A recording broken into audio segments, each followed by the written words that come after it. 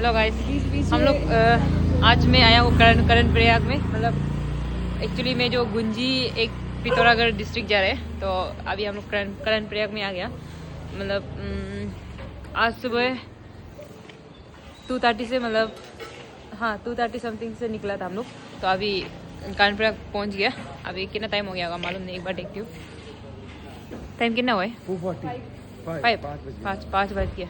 अभी हम लोग 5 बजे करण प्रयाग से निकलेगा and then we will have our next stop is our Gwaldam and then there we will have our breakfast and then We'll move to Bageshwar. Bageshwar.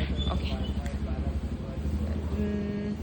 Gwaldam from Karan Prayag to Gwaldam distance how much, like kilometre? 75 kilometre. Okay, तो यहाँ से वहाँ तक 75 kilometre है। अभी हम लोग उसको कितना आवर में 7 बजे हाँ, तो उसको हम लोग 7 बजे तक पहुँच जाएगा होगा। तो 7 बजे तक ग्वालदम मिलना। तो ये हमारे शुभम राइडर और ये हमारी jury. Hello jury, missing no अगम को लुकी तो अकम मा नोक मुना मम दियम तो